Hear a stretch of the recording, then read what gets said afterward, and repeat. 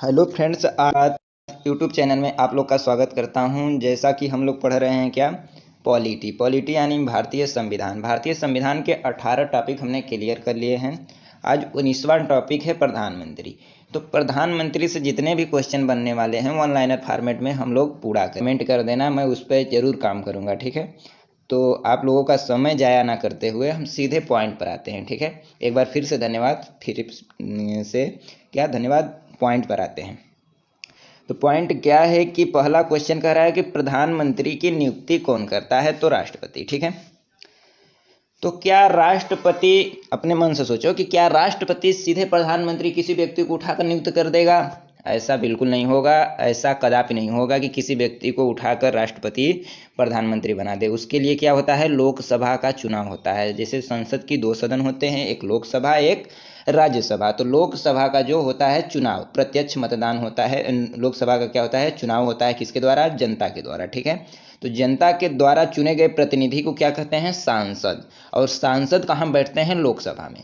ठीक है, और जो सांसद होते हैं वहीं जिसकी बड़ी पार्टी होती है, जिसके अधिक सांसद होते हैं, वो अपना नेता चुनते हैं और उसी नेता को क्या करते हैं, राष्ट्रपति क्या करते हैं, नियुक्त करते हैं। तो प्रधानमंत्री ऐसे ही नियुक्त नहीं हो जाता है, उसके लिए बड़ी लंबी प्रक्रिया है। ठीक है, और एक बात कि प्रधानमंत्री का क्या कोई मूल संविधान में कोई जिक्र है?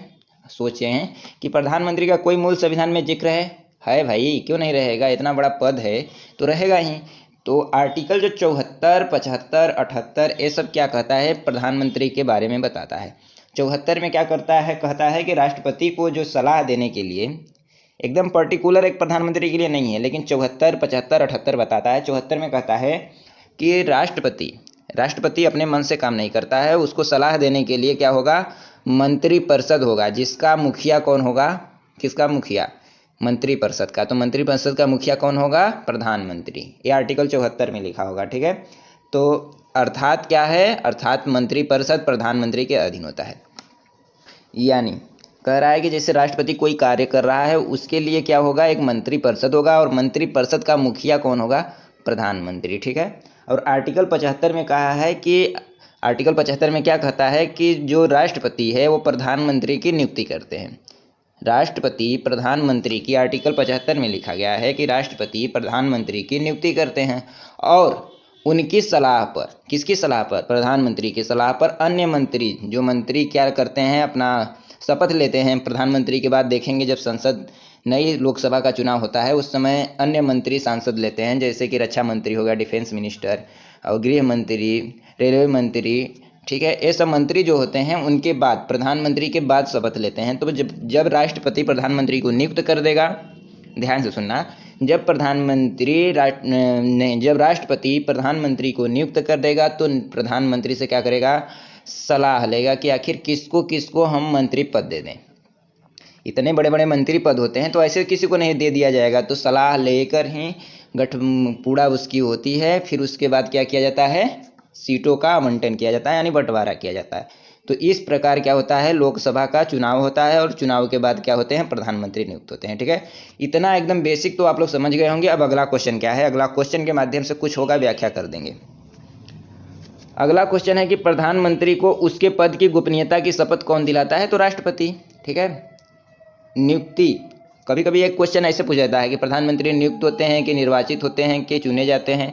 तो क्या होते हैं कि मनोनीत होते हैं। ऑप्शन में ये सब रहेगा, तो क्या होते हैं, नियुक्त होते हैं। कौन? प्रधानमंत्री क्या होते हैं, नियुक्त होते हैं। याद रहेगा, याद रहेगा।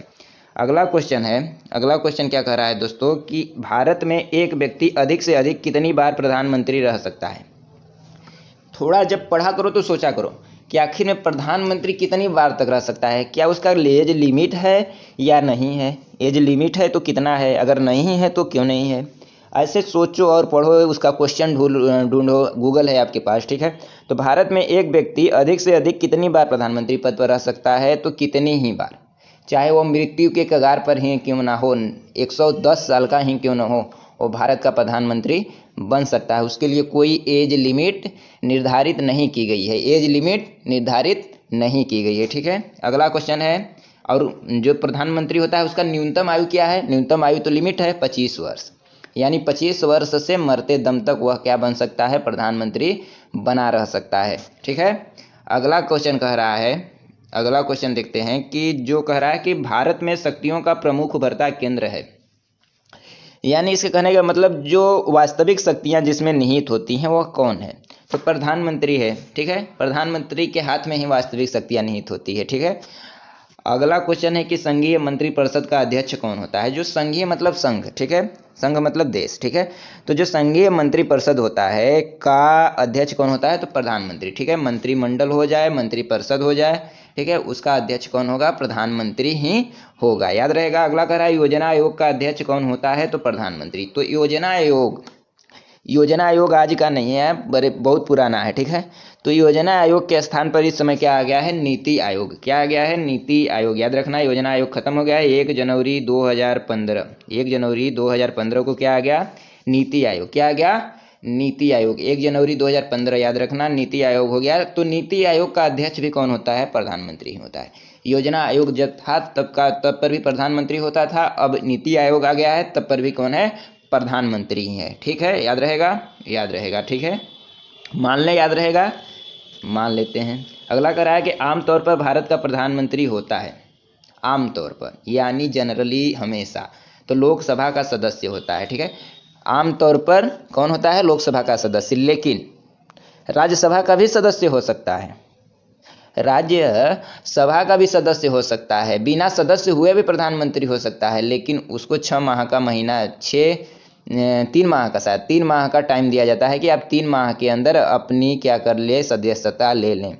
अगर विपक्ष का जो जिसके पक्ष में ज़्यादा सांसद हैं, ठीक है, वह जिसको प्रधानमंत्री चुनना चाहता है और वह किसी भी सीट से जीतता नहीं है, यानी हार जाता है, ठीक है, वह खुद भी सांसद होता है, अगर किसी सीट से नहीं जीतता है, वह हार जाता है, तब पर भी चाहे तो राष्ट्रपति क्या कर सकते हैं, उन्हें प्रधानमंत्री बना सकते हैं, लेकिन 3 महीने के अंदर उनको क्या करना होगा, अपनी सदस्यता लेनी पड़ेगी, कहीं से क्या करनी पड़ेगी, सदस्यता लेनी पड़ेगी, अथवा क्या हो जाएगा, लोकसभा भंग हो सकती है। ठीक है, अगला क्वेश्चन है कि मंत्रिमंडल की बैठक की अध्यक्षता कौन करता है, तो मंत्रिमंडल, मंत्रिपरिषद 2 ठे होते हैं। ठीक है, तो मंत्रिमंडल और मंत्रिपरिषद की अध्यक्षता कौन करता है, प्रधानमंत्री। कौन करता है, प्रधानमंत्री, याद रहेगा दोस्तों, बिल्कुल। अगला कह रहा है कि संसदीय शासन प्रणाली में वास्तविक कार्यपालिका शक्ति किसके पास है, वास्तविक, नाम मात्र का नहीं, नाम मात्र तो किसके पास होता है, राष्ट्रपति के, लेकिन अगर वास्तविक कहें तो किसके पास होता है, प्रधानमंत्री के पास। किसके पास। अगला को दोस्तों कि संसदीय शासन प्रणाली सर्वप्रथम किस देश में विकसित हुई, तो संसदीय शासन प्रणाली सर्वप्रथम किस देश में विकसित हुई, ब्रिटेन में। तो संसदीय जो संसद वाली शासन, जैसे जिसमें लोकसभा हो, राज्यसभा हो, ठीक है, और एक मुखिया हो, वो वाली संसदीय प्रणाली कहते हैं, तो वो कहाँ स्टार्ट हुई सर्वप्रथम, तो ब्रिटेन में। कहाँ, ब्रिटेन में। ठीक है, उन्हीं की देन है कि अपने भारत में भी संसदीय प्रणाली है। अगला क्वेश्चन है कि भारतीय संविधान के अनुसार तथ्यात्मक संप्रभुता निवास करती है, तो तथ्यात्मक संप्रभुता निवास करती है किसमें, प्रधानमंत्री में। किसमें, प्रधानमंत्री में। भारतीय संविधान के अनुसार तथ्यात्मक संप्रभुता निवास करती है प्रधानमंत्री में। अगला क्वेश्चन है किस दल ने 2 वर्ष के समय में 2 प्रधानमंत्री दिए, तो जनता पार्टी ने 2 वर्ष के समय में 2 प्रधानमंत्री दिए। कौन, जनता पार्टी ने। कौन, जनता पार्टी ने। अगला क्वेश्चन हो जाता है आपका दोस्तों कि भारत के प्रधानमंत्री पद के लिए उम्मीदवार की कम से कम कितनी उम्र होनी चाहिए, कितनी, 25 वर्ष। कितनी दोस्तों, 25 वर्ष। भारत के प्रधानमंत्री पद के लिए उम्मीदवार की कम से कम उम्र कितनी होनी चाहिए, 25 वर्ष। अगला कह रहा है प्रधानमंत्री कौन बनता है, तो कौन बनता है, लोकसभा में बहुमत दल का नेता। तो बताए हैं शुरू में कि प्रधानमंत्री कौन बनेगा, लोकसभा का चुनाव होता है जिसमें सांसद नियुक्त होकर आते हैं और उन्हीं के द्वारा क्या चुना जाता है, अपना एक मुखिया चुना जाता है, जिससे क्या कहते हैं, प्रधानमंत्री। ठीक है, और उसे कौन नियुक्त करता है, राष्ट्रपति। ठीक है, अगला क्वेश्चन है कि यदि भारत के प्रधानमंत्री संसद के उच्च सदन के सदस्य हैं, तो यदि भारत के प्रधानमंत्री संसद के उच्च सदन के सदस्य हैं, तो वे, उच्च सदन कौन होता है, राज्यसभा। उच्च सदन, राज्यसभा। ठीक है, उच्च सदन, राज्यसभा। तो वे अविश्वास प्रस्ताव की स्थिति में अपने पक्ष में वोट नहीं दे सकते, यदि भारत के प्रधानमंत्री संसद के उच्च सदन के सदस्य यानी राज्यसभा के सदस्य हैं, तो जब उन पर अविश्वास पारित किया जाएगा, किसी प्रधानमंत्री को हटाने के लिए उस पर अविश्वास लाया जाता है, ठीक है। तो अगर उन पर अविश्वास लाया जाता है तो अपना वोट नहीं दे सकते। अगर लोकसभा के सदस्य होते तो वोट दे सकते थे, लेकिन राज्यसभा के हैं तो वोट नहीं दे पाएंगे। अगला क्वेश्चन है कि भारत के प्रधानमंत्री का पद है, क्वेश्चन कह रहा है कि भारत के प्रधानमंत्री का पद है, क्या है? संविधान द्वारा सृजित, यानी संविधान में लिखित है, संविधान के द्वारा बनाया गया है भारत के प्रधानमंत्री का पद, ठीक है। अगला क्वेश्चन है दोस्तों कि प्रधानमंत्री पद का ग्रहण करते समय विधानसभा के सदस्य थे। प्रधानमंत्री का पद ग्रहण करने के समय विधानसभा के सदस्य थे कौन? HD देवानंद गौड़ा, ठीक है। HD देवानंद गौड़ा जो थे एक विधानसभा के थे, ठीक है, विधानसभा के सदस्य थे जब प्रधानमंत्री बने थे, ठीक है। तो ऐसा एक व्यक्ति जो विधानसभा के सदस्य रहते हुए प्रधानमंत्री बना, वो कौन है? HD देव गौड़ा, याद रहेगा, याद रहेगा। अगला क्वेश्चन है कि लोकसभा का विश्वास मत प्राप्त किए बिना ही प्रधानमंत्री पद पर कार्य करने वाले प्रथम व्यक्ति थे, यानी लोकसभा का विश्वास मत प्राप्त ही नहीं हुआ, लोकसभा अपना विश्वास ही नहीं दिया, फिर भी उन्हें प्रधानमंत्री का नियुक्त कर दिया गया, क्योंकि उनकी सीटें कम थी, ठीक है, उनकी सीटें कम थी, लेकिन और किसी के पास, किसी दल के पास बहुमत मतलब नहीं थी, बहुमत में कोई दल नहीं था, तो उनको राष्ट्रपति द्वारा, अगर कोई भी, ठीक है, कोई भी प्रधानमंत्री बनना चाहता है, किसी दल का नेता, और किसी भी दल के नेता को, यानी किसी भी दल को बहुमत प्राप्त ना हो, ठीक है, तो क्या होता है कि राष्ट्रपति अपने मन से किसी भी बड़े पार्टी के लीडर को बुलाकर उससे प्रधानमंत्री बना देते हैं, ठीक है, लेकिन उनको 3 महीने के अंदर क्या देनी पड़ती है? अपनी सदस्यता लेनी पड़ती है। तो वो कौन थे? चौधरी चरण सिंह। कौन थे? चौधरी चरण सिंह। अगला क्वेश्चन है कांग्रेस द्वारा समर्थन वापस लिए जाने के कारण ही त्यागपत्र देना पड़ा। कांग्रेस द्वारा समर्थन वापस लिए जाने के कारण ही त्याग देना पड़ा, किसे? चौधरी चरण सिंह को, ठीक है।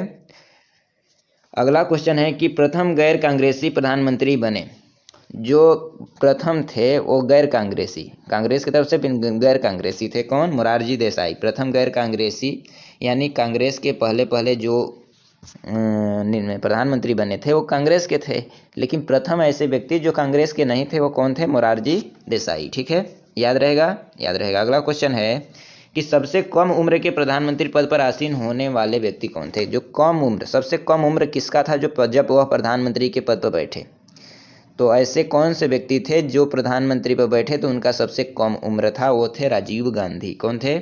राजीव गांधी। तो राजीव गांधी जो थे उनका सबसे कम उम्र था। प्रधानमंत्री, ऐसे प्रधानमंत्री हैं जिनका सबसे कम उम्र पर क्या बने? प्रधानमंत्री बने। कौन है? राजीव गांधी, याद रहेगा। अगला क्वेश्चन है सबसे अधिक उम्र के प्रधानमंत्री। सबसे कम उम्र का पूछे तो राजीव गांधी, सबसे अधिक उम्र का प्रधानमंत्री पूछे तो मोरारजी देसाई। कौन?